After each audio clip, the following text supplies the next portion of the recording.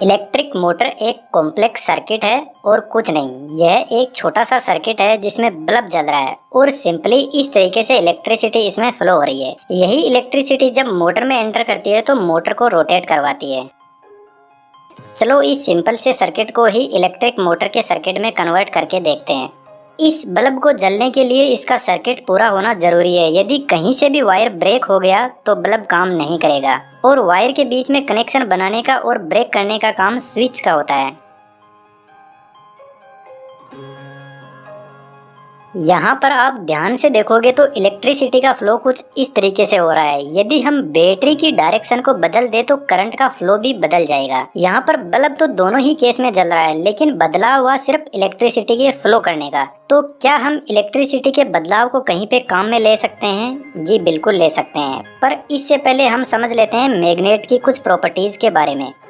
यह है permanent magnet. इसको परमानेंट मैग्नेट क्यों बोलते हैं? क्योंकि इसका जो मैग्नेटिक फील्ड होता है वह 24 आवर अवेलेबल रहता है और एक डायरेक्शन में अलाइन रहता है। हमको अच्छे से पता है कि मैग्नेट के ऑपोजिट पोल एक दूसरे को अट्रैक्ट करते हैं और सेम पोल एक दूसरे को रिपेल करते हैं। यदि हम इस मैग्नेट को स्पिन करवाएं और इसके पास में यदि किसी दूसरी परमानेंट मैग्नेट को सेट कर दे तो जब दोनों मैग्नेट के नॉर्थ और साउथ पोल एक दूसरे के सामने आ जाएंगे तो यह परफेक्टली अलाइंड हो जाएंगे, एक प्रेमी जोड़े की तरह। लेकिन हम इनके बीच में विलन बन के उतर जाएंगे और जैसे ही ये अलाइन होंगे तो हम तुरंत इधर वाली मैग्नेट की पोजीशन बदल देंगे और सारा मूड खराब कर देंगे। और जब दोनों नॉर्थ पोल सामने आएंगे तो एक दूसरे को रिपेल करेंगे और यह दोनों ऑपोजिट फिर से अट्रैक्ट करेंगे और फिर हम ऐसे ही साइड मैग्नेट की पोजीशन बदलते जाएंगे।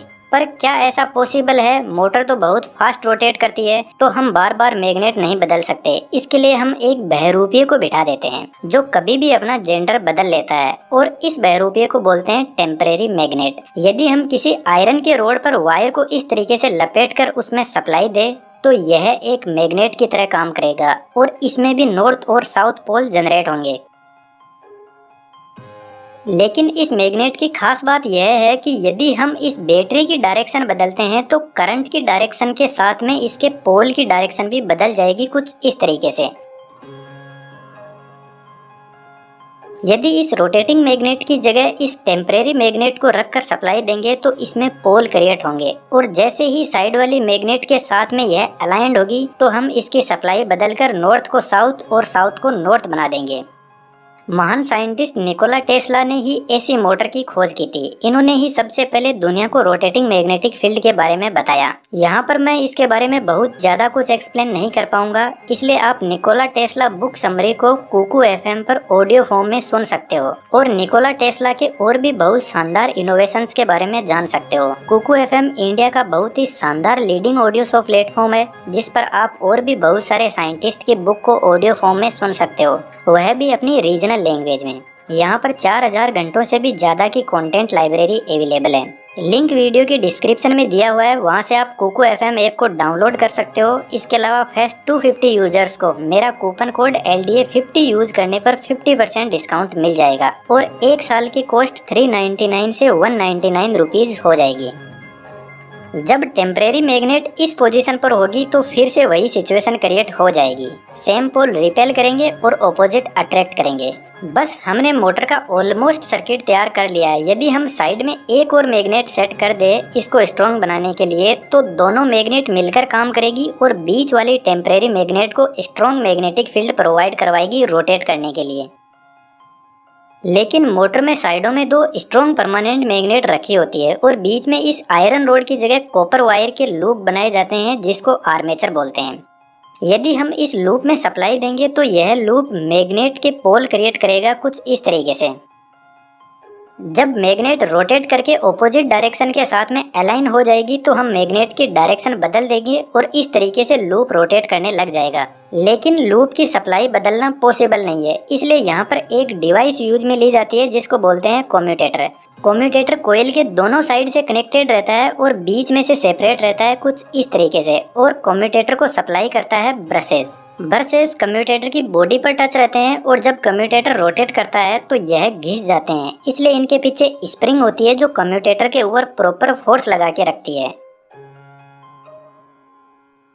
जब करंट फ्लो शुरू करता है तो कम्यूटेटर की एक साइड से करंट एंटर होता है और दूसरी साइड से बाहर निकल जाता है। जब आर्मेचर रोटेट होकर ऑपोजिट पोल एक दूसरे के सामने आ जाते हैं तो उस टाइम दोनों तरफ के ब्रश कम्यूटेटर पर अपनी साइड बदल लेते हैं। जब ब्रशेस कम्यूटेटर की इस साइड में टच होते हैं तो करंट कुछ इस तरीके से फ्लो करता है और जैसे ही ब्रश की साइड बदलती है तो करंट की डायरेक्शन ऐसे फ्लो करने लग जाती है। इस तरीके से कम्यूटेटर करंट की डायरेक्शन बदलकर टेम्परेरी मैग्नेट के पोल बदलता रहता है और आर्मेचर रोटेट करता है। यहाँ पर एक सिचुएशन और क्रिएट होती है जब ब्रश दोनों साइडों के बीच की पोजीशन में होता है और कम्यूटेटर की दोनों साइडों में टच रहता है। इस कंडीशन में करंट दोनों साइड से ही फ्लो होता है और कुछ हिस्सा ब्रश का हवा में रहता है जो दोनों ही साइड को टच नहीं करता है, तो करंट एयर के थ्रू ब्रश से कम्यूटेटर में जाता है। इसलिए घर में ग्राइंडर मिक्सर को आप चलाकर देखना, उसके कम्यूटेटर में आपको स्पार्किंग होती दिखाई देगी। जब ब्रश अपनी साइड बदल रहा होता है तब कम्यूटेटर के दोनों सेगमेंट को टच रहता है। यहाँ पर आर्मेचर रुक भी सकता है, इसलिए हम कम्यूटेटर में एक सेगमेंट बनाकर एक कॉइल और ऐड कर देते हैं। पहले ब्रश इन दोनों कम्यूटेटर सेगमेंट को टच करेगा तो इलेक्ट्रोमैग्नेट कुछ इस तरीके से रोटेट करेगी। जैसे ही ब्रश अगले सेगमेंट पर आएगा तो यह वाला लूप ऑफ हो जाएगा और यह वाला ऑन हो जाएगा। इस तरीके से कम्यूटेटर लूप्स की डायरेक्शन बदलता जाएगा और आर्मेचर रोटेट करेगा। इलेक्ट्रिक मोटर में बहुत सारे लूप होते हैं और जितने लूप होंगे उतने ही सेगमेंट में कम्यूटेटर डिवाइड होता जाएगा। एक तरीके से हम कह सकते हैं कि कम्यूटेटर जो मोटर की वाइंडिंग होती है उसकी मिरर इमेज होता है।